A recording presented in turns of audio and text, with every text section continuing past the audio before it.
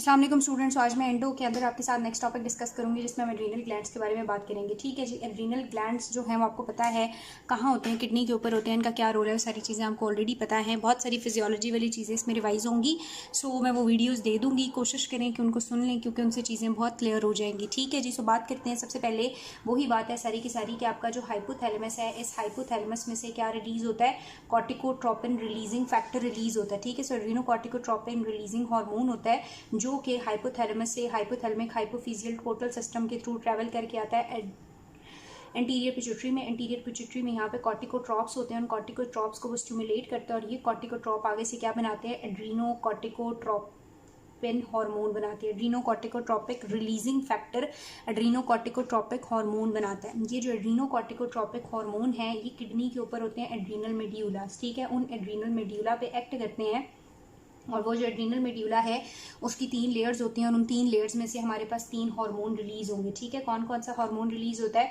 वहां से हमारे पास रिलीज होता है ग्लूकोकॉर्टिकॉइड। ठीक है। क्या रिलीज होता है, ग्लूकोकॉर्टिकॉइड। फिर हमारे पास वहां पे रिलीज होता है मिनरेलोकॉर्टिकॉइड और थर्ड हमारे पास रिलीज होते हैं एंड्रोजन जो कि सेक्सुअल फंक्शन रखते हैं। ठीक है जी। तो हमारे पास क्या हुआ कि एड्रीनोकॉर्टिकोट्रोपिन रिलीजिंग हार्मोन आया हाइपोथैलेमस से, उसने एड्रीनोकॉर्टिकोट्रोपिक हार्मोन रिलीज कराया एंटीरियर पिट्यूटरी से जो कि एड्रीनल मेड्यूला पे एक्ट करेगा depending upon body condition. Adrenal medulla से आगे क्या बनता है, ग्लूकोकॉर्टिकॉइड, मिनरेलोकॉर्टिकॉइड और एंड्रोजेंस बनता है। ठीक है। अब बारी बारी हम लोगों ने इन हार्मोन्स को भी डिस्कस करना है और ये भी डिस्कस करना है, स्पेशली इन दोनों को फोकस किया हुआ है बुक के अंदर कि ये दोनों जो हैं इनके एगनिस्ट और एंटागनिस्ट कौन है और वो किन सिचुएशंस में यूज होते हैं। ठीक है जी। सो जो कैटसन के अंदर उन्होंने इनकी क्लासिफिकेशन की हुई है वो क्लासिफिकेशन उन्होंने ऐसे ही की हुई है कि हमारे पास क्या है, ग्लूकोकॉर्टिकॉइड है और मिनरेलोकॉर्टिकॉइड है। सो हमने क्या करने हैं, ग्लूकोकॉर्टिकॉइड के एगनिस्ट भी पढ़ने हैं और एंटागनिस्ट भी पढ़ने हैं। ठीक है। एगनिस्ट भी पढ़ने हैं और एंटागनिस्ट भी पढ़ने हैं। इसी तरह जो मिनरेलोकॉर्टिकॉइड है हमने उसका एगनिस्ट भी डिस्कस करना है और एंटागनिस्ट भी डिस्कस करना है। तो हम लोगों ने ये सारी चीज़ें दोनों के एगनिस्ट और दोनों के एंटागनिस्ट भी देखने हैं, लेकिन उससे पहले हम थोड़ा सा डिस्कस करेंगे इंडिविजुअल क्लास के बारे में और इनके मैकेनिज्म ऑफ एक्शंस के बारे में कि कैसे काम करते हैं और अगर ये कम और ज़्यादा हो जाते हैं तो क्या मसले हैं और फिर उनको ट्रीट करने के लिए हम किस तरह एगनिस्ट और एंटागनिस्ट देंगे और उनसे हमें क्या बेनिफिट होगा। ठीक है जी। तो सबसे पहले हम बात करेंगे ग्लूकोकॉर्टिकॉइड्स की। सो ग्लूकोकॉर्टिकॉइड्स जो हैं वो बेसिकली क्या करते हैं, नाम से जैसे जाहिर हो रहा है, ये हमारे पास तब रिलीज होते हैं जब ग्लूकोज के लेवल्स बहुत कम हो जाते हैं। सो कम ग्लूकोज के रिस्पॉन्स में इन्होंने रिलीज होना है और इन्होंने किसी तरह से भी ग्लूकोज को बढ़ाने की कोशिश करनी है। ठीक है। क्या करना है, ग्लूकोज को बढ़ाने की कोशिश करनी है। अब होता ये है कि जो ग्लूकोकॉर्टिकॉइड है इसमें जो सबसे इंपॉर्टेंट है वो हमारे पास कॉर्टिसोल है। ठीक है। कॉर्टिसोल है, हाइड्रोक्सी कॉर्टिसोन भी हम इसे कहते हैं। ये जो कॉर्टिसोल है ये किस तरह से काम करता है, अगर हम इसके मैकेनिज्म ऑफ एक्शन के बारे में बात करें जिस तरह उन्होंने कैटसन के अंदर की हुई है, तो कहता है ये जो कॉर्टिसोल है इसके रिसेप्टर्स होते हैं इंट्रासेलुलरली, ये इंट्रासेलुलरली चला जाता है, अपने रिसेप्टर्स पे लगता है रिस्पॉन्स एलिमेंट में और फिर उसके थ्रू ये ट्रांसपोर्ट होता है न्यूक्लियस के अंदर। ठीक है। न्यूक्लियस के अंदर जब ये जाता है तो ये ट्रांसलेशन और ट्रांसक्रिप्शन को ऑल्टर करता है, डीएनए से मैसेंजर आरएनए बनाएगा और मैसेंजर आरएनए से प्रोटीन्स बनवाएगा और ये जो प्रोटीन्स हैं ये मल्टीपल फंक्शंस परफॉर्म करेंगे। अब ये मल्टीपल क्या फंक्शंस परफॉर्म करेंगे उनके बारे में हम बात करेंगे। सो ये क्या करता है, जीन्स को ऑल्टर करता है, ट्रांसक्रिप्शन ट्रांसलेशन को ऑल्टर करके प्रोटीन्स बनवाता है। ठीक है जी। अब बात करते हैं कि इसके जो ऑर्गन लेवल्स के ऊपर इफेक्ट्स आएंगे वो क्या इफेक्ट्स आएंगे। सबसे पहली बात तो ये है कि इसके लिए स्टिमुलस क्या था, ग्लूकोज जब कम होता है ना तो तब ये रिलीज होता है। तो इसका जो सबसे मेन इफेक्ट होता है वो ग्लूकोज मेटाबॉलिज्म के ऊपर होता है। ये ग्लूकोज के लेवल्स को बढ़ाने की कोशिश करता है। ग्लूकोज के लेवल्स को किस तरह से बढ़ाता है, आपको थोड़ा सा फिजियोलॉजी से पिछले साल से याद होगा, मैं वीडियो भी टैग कर देती हूँ ताकि आप लोग चीज़ों को अच्छी तरह रिवाइज कर सके। ये क्या करता है, एक तो ये लिवर से ग्लूकोज की रिलीज को बढ़ा देता है, यानी लिवर से जो ग्लूकोनियोजेनेसिस का प्रोसेस होता है लिवर में उसको बहुत ज़्यादा इन्हेंस कर देता है ताकि ज़्यादा से ज़्यादा ग्लूकोज बने। ठीक है। अमाइनो एसिड्स को यूज़ करके जब नॉन कार्बोहाइड्रेट सोर्स को यूज़ करके नया ग्लूकोज बनता है तो उस प्रोसेस को हम क्या कहते हैं, ग्लूकोनियोजेनेसिस। तो ये ग्लूकोनियोजेनेसिस के प्रोसेस को इन्हेंस कर देता है। साथ ही साथ ये ग्लाइकोजन का ब्रेकडाउन भी स्टार्ट करा देता है ताकि ग्लाइकोजन भी टूटे और क्या रिलीज हो, ग्लूकोज रिलीज हो। और उसके अलावा जो ग्लूकोज अपटेक कर रहे होते हैं ना सेल्स ने, जो GLUT4 की मदद से ग्लूकोज सेल्स के अंदर जाता है तो ये उस ग्लूकोज यूटिलाइजेशन को भी इनहिबिट कर देता है। किस तरह से, GLUT4 और सिग्नलिंग मॉलिक्यूल को इनहिबिट कर देता है ताकि सेल जो है वो ग्लूकोज को यूज ना करे और ओवरऑल जो इफेक्ट हो वो हमारे पास ग्लूकोज का मेटाबॉलिज्म इनहेंस हो। तो ग्लूकोज के ऊपर इसके क्या इफेक्ट होते हैं, ये उसको बढ़ाने की कोशिश करता है। ठीक है। सो ये ग्लूकोज की बात हो गई। दूसरी बात आती है इसकी प्रोटीन्स के ऊपर इसके क्या इफेक्ट होते हैं। तो फिजियो में हमने पढ़ा था यहाँ कैटजन के अंदर इन्होंने इतनी डिटेल में नहीं बताया, लेकिन पहले हमने पढ़ा हुआ कि प्रोटीन्स के ऊपर ना इसके एक एक्स्ट्रा हिपैटिक इफेक्ट भी होते हैं और हिपैटिक इफेक्ट भी होते हैं। अगर एक्स्ट्रा हिपैटिक की बात करेंगे तो कैटजन के अंदर लिखी भी है कि बॉडी में हर जगह पे, ठीक है, टिश्यूज वगैरह में ये जो कॉर्टिसोल है ये क्या करता है, ये प्रोटीन का कैटाबॉलिज्म करता है, प्रोटीन का ब्रेक डाउन करता है, ठीक है। जब प्रोटीन को तोड़ेंगे तो प्रोटीन से रिलीज होते हैं अमाइनो एसिड, वो अमाइनो एसिड लिवर में जाएंगे और लिवर में उन्हीं अमाइनो एसिड से क्या बनेगा, ग्लूकोज बनेगा with the help of gluconeogenesis, ठीक है। लेकिन जब लिवर में बहुत सारे अमाइनो एसिड ग्लूकोज बनते हैं और कुछ अमाइनो एसिड्स जो हैं उनसे प्रोटीन्स बनना शुरू हो जाते हैं और वो प्रोटीन्स रिलीज हो जाते हैं कहाँ पे, ब्लड में। सो हिपैटिक लिवर के अंदर ये क्या करता है, हाई कंसंट्रेशन, हाई ब्रेकडाउन में प्रोटीन की सिंथेसिस भी करेगा और वो प्रोटीन प्लाज्मा में रिलीज कर दिए जाएंगे। अगर हम टिश्यू लेवल की बात करें तो बाकी तमाम टिश्यूज में ये प्रोटीन का ब्रेकडाउन करता है, ठीक है जी, प्रोटीन का ब्रेकडाउन करता है। उसके बाद अगर हम लिपिड की बात करेंगे तो लिपिड का भी ये ब्रेकडाउन करता है, क्योंकि लिपिड टूटेगा तो क्या रिलीज होंगे, फैटी एसिड रिलीज होंगे। फैटी एसिड से आगे हमारे पास क्या बनेगा, एसिटिक एसिड बनेगा और एसिटिक एसिड से आगे किस में एंटर करेगा, टीसीए में, और टीसीए से हम क्या हासिल करेंगे, एनर्जी हासिल करेंगे, क्योंकि एनर्जी, ग्लूकोज को एनर्जी के तौर पे यूज नहीं किया जा रहा, सो ये फैट का ब्रेकडाउन करेगा। फैट को तोड़ता है, प्रोटीन को तोड़ता है और ग्लूकोज को बनाता है। कुछ ज़्यादा अमाउंट में ये लिपिड की सिंथेसिस भी करता है, ठीक है। सो लिपिड का ब्रेकडाउन भी करता है, लेकिन सम हाउ वो कहता है कि लिपिड की सिंथेसिस को भी इन्हांस करता है। और जब लिपिड की सिंथेसिस इन्हांस होती है तो फैट डिपोजिशन ब्रेन बॉडी के स्पेसिफिक एरियाज में होती है, शोल्डर्स के ऊपर नहीं, कुछ लोगों के यहाँ पे इस तरह हम कहते हैं कंधों के ऊपर घड़े से बने हुए, शोल्डर्स में फैट डिपॉजिट होता है, चेहरे पे होता है, मून फेस टाइप होता है, ठीक है।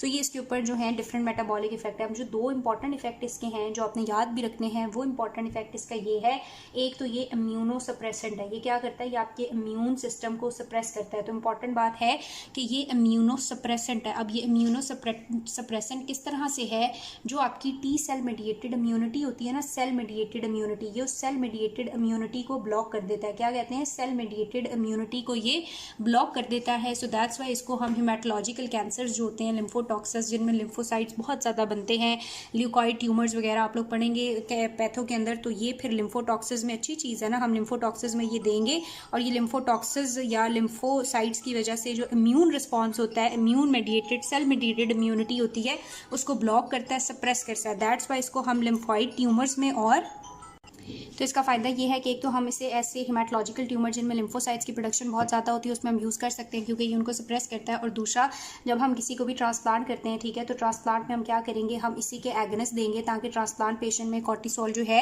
वो ज़्यादा हो, कॉर्टिकोस्टेरॉइड ज़्यादा हो और उसकी बॉडी में इम्यूनिटी इतनी ज़्यादा ना हो, immune response, cell mediated immune response ना हो, ट्रांसप्लांट रिजेक्शन ना हो। तो ये हमने इसका एक फार्माकोलॉजिकल यूज़ यहाँ पे देख लिया। नेक्स्ट इंपॉर्टेंट बात ये है, बहुत इंपॉर्टेंट बात ये है कि इसका एंटी इन्फ्लेमेटरी रोल है। आपको पता है कॉर्टिकोस्टेरॉइड जो है इन्फ्लेमेशन को सप्रेस करने में हेल्प करते हैं। अब ये इन्फ्लेमेशन को सप्रेस करने में किस तरह से हेल्प करते हैं, कैटजन में तो इतनी डिटेल इन्होंने नहीं लिखी, लेकिन हमें फिजियोलॉजी से पता है कि इन्फ्लेमेशन जब होती है तो किस तरह से होती है, परमिएबिलिटी इनहैंस होती है, फ्लो इंक्रीज होता है, यहाँ से लिम्फोसाइट रिलीज होते हैं। उसके अलावा न्यूट्रोफिल जब रिलीज होते हैं तो कीमोटैक्सिस होती है और वो फैगोसाइटोसिस जाके फैगोसाइटोसिस करते हैं, सारा कुछ करते हैं। तो जब हम स्टेरॉइड्स देते हैं या फिर नॉर्मली कॉर्टिकोस्टेरॉइड जो आपकी बॉडी में प्रोड्यूस होते हैं वो क्या करते हैं, वो तो इसकी परमिएबिलिटी को इनहैंस भी नहीं होने देते। दूसरी इंपॉर्टेंट बात यह है कि यहाँ से ना बहुत सारे मीडिएटर रिलीज होते हैं, जैसे इंटरल्यूकिन 1 हो गया, इंटरल्यूकिन 6 हो गया, ट्यूमर नेक्रोटिक फैक्टर हो गया। तो ये जो कॉर्टिकोस्टेरॉइड्स हैं, ये कॉर्टिकोस्टेरॉन जो हैं, कॉर्टिसोल है, ये इन इम्यून मीडिएटर के रिलीज को ब्लॉक कर देता है। ये मीडिएटर रिलीज नहीं होंगे तो ऑब्वियस सी बात है इन्फ्लेमेशन नहीं होगी। सो परमिएबिलिटी को भी ब्लॉक करता है, WBCs की मूवमेंट को भी ब्लॉक करता है ताकि वो ट्रांसमाइग्रेट होके आए ही ना, और मीडिएटर के रिलीज को भी ब्लॉक करके इन्फ्लेमेशन को सप्रेस करता है। तो ये दूसरा इसका फार्माकोलॉजिकल सिग्निफिकेंस है कि इसको हम इन्फ्लेमेशन को सप्रेस करने के लिए भी देते हैं, ठीक है, इसका एंटी इन्फ्लेमेटरी रोल है। तो ये बात हो गई हमारे पास किसकी, इसकी नॉर्मल फंक्शंस की बात होगी, जिसको आपने अगर तेज़ी से याद रखना है तो ये कि ग्लूकोज को ज़्यादा करता है, प्रोटीन्स को ये कम करता है और लिपिड्स को ये कम भी करता है और ज़्यादा भी करता है, तोड़ता भी और बनाता भी है। उसके अलावा इम्यूनोसप्रेसिव रोल है इसका और एंटी इन्फ्लेमेटरी रोल है।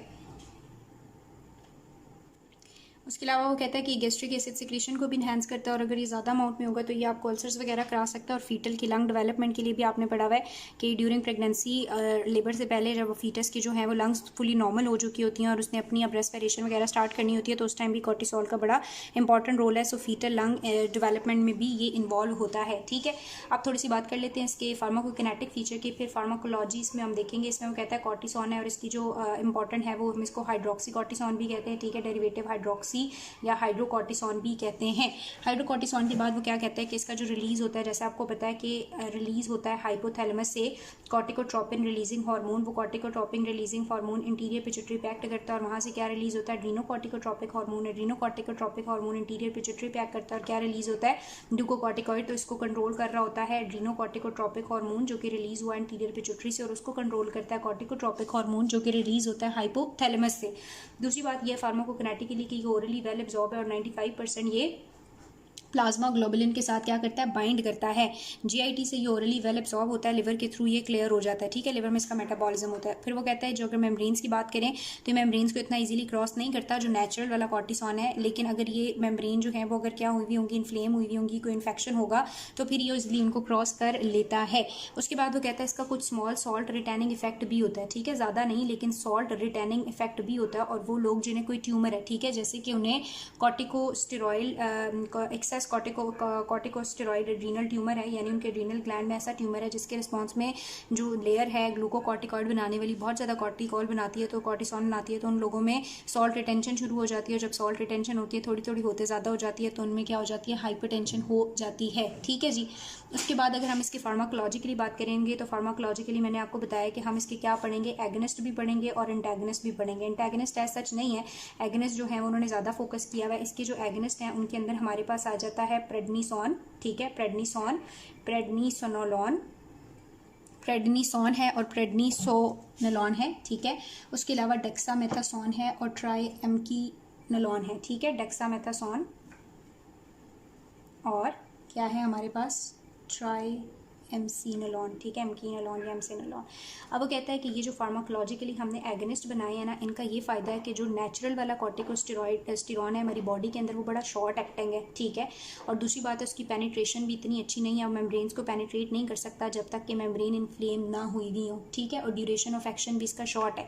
तो ये जो हमने सिंथेटिक बनाई हैं इनका जो ड्यूरेशन ऑफ एक्शन है वो काफ़ी ज़्यादा लॉन्ग होता है, इनकी हाफ लाइफ भी ज़्यादा है और इनकी पेनिट्रेटिंग एबिलिटी भी बड़ी अच्छी है। स्पेशली उसने बात की हुई है हमारे पास बेक्लोमेथासोन की और ब्यूडिसमाइड वगैरह की, कहता है इनको मॉडिफाई किया गया और अस्थमा में हम इनको यूज़ करते हैं, नेज़ल पाथवे के थ्रू हमें देते हैं। लेकिन अच्छी बात यह है कि ये जो हम अस्थमा में यूज़ करते हैं ये शॉर्ट लिव है, ठीक है, बेक्लोमेथासोन जैसे हो गया तो ये हमारे पास क्या है, शॉर्ट लिव है। जब हम इन्हें क्या देते हैं, इन्हेलेशनल पाथवे के थ्रू देते हैं, ये इनहोल के अंदर चली जाती हैं और वहाँ पर जाके ये एक्ट करती हैं, वहाँ पे जाके एक्ट करती हैं। तो इतनी देर में कि सिस्टेमिक सर्कुलेशन में जाएं तो ये डिस्ट्रॉय हो जाती है, इनका जो हाफ लाइफ है वो कम है, इनकी ये शॉर्ट एक्टिंग होती है, ये बात उसने की हुई है। उसके बाद अगर हम इन एगनिस्ट के बारे में यूजेस की बात करें, जो हमने कौन से एगनिस्ट पढ़ लिए, प्रेडनिसोन है, प्रेडनिसोनोलॉन है या डेक्सामेथासोन है। अगर हम इनके यूजेस की बात करें तो इनके यूजेस को ना उसने डिवाइड कर दिया दो चीज़ों में। एक उसने कहा एक तो इसके एड्रीनल यूजेस हैं, यानी एड्रीनल ग्लैंड रिलेटेड मसलों में हम इसको यूज़ करते हैं, और दूसरे इसके क्या है, नॉन एड्रीनल यूजेस हैं, ठीक है, दूसरे क्या है, नॉन एड्रीनल यूजेस हैं। ये जो एड्रीनल यूजेस हैं ये एगनिस्ट हम कब देंगे, जब एड्रीनल इनसफिशिएंसी है, एड्रीनल काम नहीं कर रहा, तो वो कहता है कि अगर हमारे पास क्या है, एक्यूट एड्रीनल इनसफिशिएंसी है तो भी हम देते हैं। दूसरी बात है अगर हमारे पास क्रॉनिक एड्रीनल इनसफिशिएंसी है तो भी देते हैं, यानी लॉन्ग टर्म चली आ रही है। एक्यूट वाली किसी भी शॉक की वजह से, इन्फेक्शन की वजह से या ट्रोमा से होती है, शॉक से, इन्फेक्शन से, ट्रोमा से जो एकदम से हो गई, सो एक्यूट एड्रीनल इनसफिशिएंसी, जब एड्रीनल ग्लैंड ठीक नहीं है और वो प्रॉपर ग्लूकोकॉर्टिकॉइड नहीं बना रहा है। ये बहुत ज़रूरी है क्योंकि अगर ग्लूकोकॉर्टिकॉइड नहीं होगा, आपका ग्लूकोज लेवल मेंटेन नहीं होंगे, हाइपोग्लाइसीमिया और डेथ हो सकती है। दैट्स वाई जो है हमें इसको देना पड़ता है एक्यूट एड्रीनल इनसफिशिएंसी में भी और क्रॉनिक एड्रीनल इनसफिशिएंसी में भी, यानी एक मसला क्रॉनिकली चला आ रहा है। जैसे एक डिजीज़ होता है जिसे हम कहते हैं एडिसन डिजीज़। क्या कहते हैं, एडिसन डिजीज़ कहते हैं। इस एडिसन डिजीज़ में जो कॉर्टिकोस्टेरॉइड्स हैं ये हमारे पास बहुत ज़्यादा प्रोड्यूस होते हैं, ठीक है जी। या फिर हमारे पास कोई कंजेनिटल माल फॉर्मेशन है, कंजेनिटली ही क्या हुआ है, कंजेनिटली नॉर्मली जो है वो आपके पास नहीं बना, कंजेनिटल एड्रीनल हाइपरप्लेजिया है। इस हाइपरप्लेजिया में क्या होता है, एबनॉर्मल सिंथेसिस हो रही होती है एड्रीनोकॉर्टिकोट्रोपिक हार्मोन की, और हेंस ये एबनॉर्मली आकर एड्रीनल ग्लैंड पे एक्ट करता है और वहाँ से भी एबनॉर्मल ग्लूकोकॉर्टिकॉइड बनाते हैं। सो हम सिंथेटिकली ग्लूकोकॉर्टिकॉइड बाहर से देना शुरू कर देते हैं। तो ये इसके एड्रीनल यूजेस हैं, यानी acute adrenal insufficiency, chronic adrenal adrenal insufficiency और कंजेनिटल एड्रीनल हाइपरप्लेजिया में हम एड्रीनल एगनिस्ट देते हैं। कौन से एड्रीनल एगनिस्ट देते हैं? प्रेडनिसोन हो गया, प्रेडनिसोलोन हो गया, डेक्सामेथासोन हो गया या ट्राइएमिसिनोलोन हो गया, ठीक है। उसके अलावा बेक्लोमेथासोन जो है और बीडीसनाइड जो है इनको हम अस्थमा में यूज़ करते हैं और आप ये एस्थमेटिक रेस्पिरेटरी फार्मा में भी बहुत डिटेल में पढ़ोगे। उसके बाद वो कहता है नॉन एड्रीनल यूजेस इसके क्या हैं। अभी मैंने आपको बताया कि ये इम्यून सिस्टम को सप्रेस करने में हेल्प करता है। तो अगर किसी में ऑटो इम्यूनिटी हो या इम्यून सिस्टम उसका बहुत ज़्यादा एक्टिव हो या हमने उसमें ट्रांसप्लांट किया हुआ हो तो इम्यून सिस्टम को सप्रेस करने के लिए भी हम क्या करते हैं, इसको दे सकते हैं। दूसरी बात ये है कि अगर किसी में कोई इन्फ्लेमेशन है और बहुत ज़्यादा क्रॉनिक इन्फ्लेमेशन है या एक्यूट है, ये सारा रेट ज़्यादा है, तो हम उस इन्फ्लेमेशन को सप्रेस करने के लिए भी कॉर्टिसोन दे सकते हैं, क्योंकि क्या करता है, इन्फ्लेमेशन को सप्रेस करता है, मीडिएटर की रिलीज को कम करता है। देन वो कहता है कि ये हमारे पास मोशन सिकनेस में भी यूजेबल है और हाइपरकैल्सीमिया में भी, ठीक है। मोशन सिकनेस में भी और हाइपरकैल्सीमिया में भी, क्योंकि इसका सॉल्ट रिटेनिंग इफेक्ट होता है, तो टिब्यूल्स में सॉल्ट को रिटेन करता है और कैल्शियम को रिलीज कर देता है। और अगर किसी को हाइपरकैल्सीमिया है, कैल्शियम के लेवल ज़्यादा हैं, तो उसमें भी हम ये दे सकते हैं, ठीक है। उसके अलावा क्योंकि मैंने आपको बताया था कि फीटल लंग डेवलपमेंट भी इंपॉर्टेंट है, तो कोई ऐसी मदर जिनको प्री टर्म लेबर शुरू हो गया हो और टाइम से पहले डिलीवरी होने लगी है, तो फीटस की जो लंग्स हैं वो भी सही से डेवलप नहीं होंगी, तो उस फीटल की लंग डेवलपमेंट को स्पीड करने के लिए हम बेथमेथासोन देते हैं, ठीक है। बेथमेथासोन देते हैं ताकि उसकी जो डेवलपमेंट है वो ठीक हो जाए। अगर प्रेगनेंसी है और प्री टर्म लेबर है तो उसके अंदर ये वाली ड्रग जो है वो एडवाइजेबल होती है, ठीक है। तो ये सारी की सारी बात होगी, किसकी? एगनिस्ट की बात होगी। अब हम बात कर लेते हैं एंटागनिस्ट की। एंटागनिस्ट उसने बस बुक में आपका एक एक्सप्लेन किया है, कहते हैं जो ग्लूकोकॉर्टिकॉइड है इसके एंटागनिस्ट के तौर पर हम इसको किसको दे सकते हैं? मैफीप्रिस्टोन को, ठीक है। किसको दे सकते हैं? मैफीप्रिस्टोन को एंटागनिस्ट के तौर पे दे सकते हैं। और ये क्या करता है, इसको हम कब देते हैं? इसको हम देते हैं कुशिंग सिंड्रोम में। कुशिंग सिंड्रोम में अगर आपको पता हो तो एड्रीनल ग्लैंड का ट्यूमर होता है और उसमें हमारे पास जो है ऑटोइम्यून डिजीज होता है और उसमें मेरा ख्याल है बहुत ज़्यादा एड्रीनल हार्मोन जो है वो प्रोड्यूस हो रहे होते हैं, तो तब हम ये एंटागनिस्ट दे देंगे ताकि जो ग्लूकोकॉर्टिकॉइड्स हैं वो कम प्रोड्यूस हों, क्योंकि यार ग्लूकोकॉर्टिकॉइड बहुत ज़्यादा अच्छे नहीं है। एक बात शायद मैंने आपको बताना भूल गई हूँ कि जब ग्लूकोकॉर्टिकॉइड रिलीज होते हैं ना, तो ये बहुत ज़्यादा ग्लूकोज को रिटेन करते हैं, ग्लूकोज को यूज़ होने को ही नहीं देते। साथ ही साथ ना ये इंसुलिन की सिक्रीशन कराते हैं, इंसुलिन की सिक्रीशन स्टिमुलेट हो जाती है, लेकिन पता नहीं क्यों in the presence of glucocorticoid ये इंसुलिन ग्लूकोज पे एक्ट नहीं कर सकता। तो अगर कॉर्टिसोन बहुत ज़्यादा हुआ, बहुत ज़्यादा ग्लूकोकॉर्टिकॉइड हुआ, बहुत ज़्यादा ग्लूकोज रिटेन हुआ, लेकिन इस ग्लूकोज पे इंसुलिन एक्ट नहीं कर पा रहा, तो जब इंसुलिन ग्लूकोज पे एक्ट नहीं कर पाता तो उस टाइम हमारे पास क्या हो जाएगी? डायबिटीज़। और उसको हम क्या नाम देंगे? Adrenal diabetes. तो अगर हमारे पास ये एक्सेसिव होगा तो हम एंटागनिस्ट दे के इसको रोकेंगे, क्योंकि ये एड्रीनल डायबिटीज़ कर सकता है। और एक्सेसिव कब होता है? कुशिंग सिंड्रोम में। और कम कब होता है? एडिसन डिजीज़ में। एडिसन डिजीज़ में आपने इसके एगनिस्ट देने हैं, जबकि कुशिंग में इसके एंटागनिस्ट देने हैं, ठीक है जी। अच्छा, यहाँ तक हमारी बात हो गई किसकी? ग्लूकोकॉर्टिकॉइड की। और आपकी बुक में इतना ही एक्सप्लेन किया हुआ, सो मैं भी ज़्यादा आपको नहीं लेके जाऊंगी। सेकंड चीज़ हमारे पास बात हुई है मिनरलोकॉर्टिकॉइड की, ठीक है। मिनरलोकॉर्टिकॉइड में जो सबसे ज़्यादा कॉमन है वो है हमारे पास एल्डोस्टेरॉन, ठीक है। और एल्डोस्टेरॉन आपको पता है, ज़्यादा बताने की जरूरत ही कोई नहीं है मुझे, हाइपरटेंशन में हमने बहुत ज़्यादा पढ़ा था। एल्डोस्टेरॉन जब रिलीज होता है तो ये जाता है और किडनी के ऊपर एक्ट करता है, टिब्यूल्स के ऊपर, और वहाँ से क्या बढ़ा देता है? सोडियम रीएब्जॉर्प्शन बढ़ा देता है। जब सोडियम बढ़ता है तो वाटर रीएब्जॉर्प्शन भी बढ़ती है, और जब वाटर रीएब्जॉर्प्शन बढ़ती है तो हमारे पास क्या बढ़ जाता है? ब्लड वॉल्यूम बढ़ जाता है। और हैंस हम इसको क्या करते हैं? यूज़ करते हैं। इसको हम यूज़ कर सकते हैं जब आपको हाइपोवॉलेमिक शॉक वगैरह हुआ हो और हमें इसकी ज़रूरत नहीं है अगर पेशेंट को हाइपरटेंशन है, ठीक है। सो एल्डोस्टेरॉन जो है वो इसका मैकेनिज्म ऑफ एक्शन क्या है? ये सोडियम रिटेंशन करता है, ये वाटर रिटेंशन करता है, और वाटर रिटेंशन करके ये आपके ब्लड वॉल्यूम को बढ़ा देता है। अब अगर हम इसकी फार्माकोलॉजिकल एस्पेक्ट को अप्लाई करें तो आप लोग ही मुझे बता सकते हो कि इसका एगनिस्ट जो है वो हमें कब देना चाहिए और उसका एंटागनिस्ट हमें कब देना चाहिए। अगर हम वॉल्यूम बढ़ाना चाहते हैं, वॉल्यूम को हम बढ़ाना चाहते हैं, वॉल्यूम को हम कब बढ़ाना चाहते हैं? अगर कोई हेमरेज का पेशेंट है, कोई ट्रोमा का पेशेंट है, किसी को बहुत ज़्यादा एक्सेसिव ब्लीडिंग हो चुकी हुई है, या फिर हाइपोवॉलेमिक शॉक है यानी वॉल्यूम कम है, तो उस कंडीशन में हम एल्डोस्टेरॉन एगनिस्ट देंगे ताकि एल्डोस्टेरॉन जो है वो उसके लेवल्स ज़्यादा हो जाए, ठीक है। और अगर हमारे पास पेशेंट का वॉल्यूम ऑलरेडी हाई है, जिसकी एग्जांपल हमने बहुत ज़्यादा पढ़ी, हाइपरटेंशन है, तो उस टाइम हम एंटागनिस्ट पढ़ा था ना, एंजियोटेंसिन एंटागनिस्ट भी देते हैं और एल्डोस्टेरॉन एंटागनिस्ट भी, ताकि एल्डोस्टेरॉन जो है वो सोडियम रिटेंशन ना करे। तो हाइपरटेंशन में हम इसका एंटागनिस्ट देंगे ताकि रिटेंशन ना हो और ज़्यादा से ज़्यादा डायूरेसिस हो, यूरिन के अंदर ये एक्सक्रीट हो। एगेनिस्ट के अंदर जो एग्जांपल आपकी बुक में दी हुई है वो दी हुई है फ्लूड्रोकॉर्टिसोन की, ठीक है। और एंटागनिस्ट में तो हमने पढ़ा हुआ है ना स्पाइरिनोलेक्टोन वगैरह, ठीक है। स्पाइरिनोलेक्टोन क्या हो गए, एंटागनिस्ट हो गए। तो ये वाली सिंपल सी बात थी, इसमें तो कोई ज़रूरत इतनी भी नहीं थी। और एक बात वो ये कह रहा है कि एक तो आपने एगेनिस्ट और एंटागनिस्ट दे दिए दोनों के, एक चीज़ हम ये भी कर सकते हैं, हम सिंथेसिस इनहिबिटर्स भी दे सकते हैं। ये सिंथेसिस इनहिबिटर दे के हम एल्डोस्टेरॉन की सिंथेसिस होने ही नहीं देंगे। एल्डोस्टेरॉन हो गया, ग्लूकोकॉर्टिकॉइड है। अब अगर आपको थोड़ी सी बायोकेमिस्ट्री याद है तो आपको पता है कि सबसे पहले आपके पास वो कोलेस्ट्रॉल होता है, ठीक है। वो कोलेस्ट्रॉल जो है वो पता नहीं प्रेग्निनोलॉन में कन्वर्ट होता है और प्रेग्निनोलॉन आगे प्रोजेस्टेरॉन में कन्वर्ट होता है। ये प्रोजेस्टेरॉन जो है 11 अल्फा हाइड्रोक्सीलेज और बीटा हाइड्रोक्सीलेज की प्रेजेंस में दो पाथवेज में जाता है। एक तरफ ग्लूकोकॉर्टिकॉइड बनते हैं और एक तरफ हमारे पास क्या बनते हैं, एल्डोस्टेरॉन बनता है, यानी मिनरलोकॉर्टिकॉइड चलते हैं। और फिर तीसरा पाथवे भी होता है जिससे पहले एस्ट्रोजन, एस्ट्राडायोल और एरोमेटेज की प्रेजेंस से आगे क्या बन जाता है हमारे पास, टेस्टोस्टेरॉन और एस्ट्रोजन यानी कि एंड्रोजेंस बनते हैं। तो ये पाथवे था, तो हम क्या कर सकते हैं, इस पाथवे को इनहिबिट कर सकते हैं।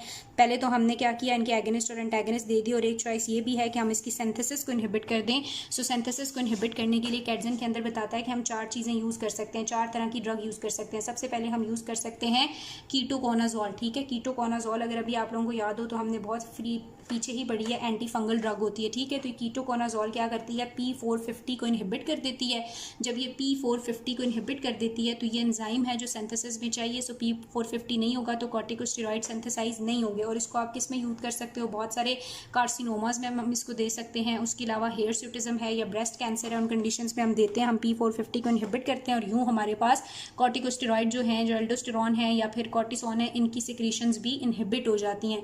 दूसरी बात है अमाइनो ग्लूथाथाइमाइड भी दे सकते हैं हम, अमाइनो ग्लूथाथाइमाइड भी दे सकते हैं। ये क्या करती हैं, ये हमारे पास ये जो कोलेस्ट्रॉल की कन्वर्जन है ना प्रेग्निनोलॉन में, इस कन्वर्जन को ये अमाइनो ग्लूथाथाइन जो है वो ब्लॉक कर देती हैं। सो हमारे पास कोलेस्ट्रॉल प्रेग्निनोलॉन और दहेंस प्रोजेस्टेरॉन में कन्वर्ट नहीं होगा, स्टेरॉइड की सिंथेसिस नहीं होगी, और इसको हम यूज़ कर सकते हैं कैंसर्स वगैरह में।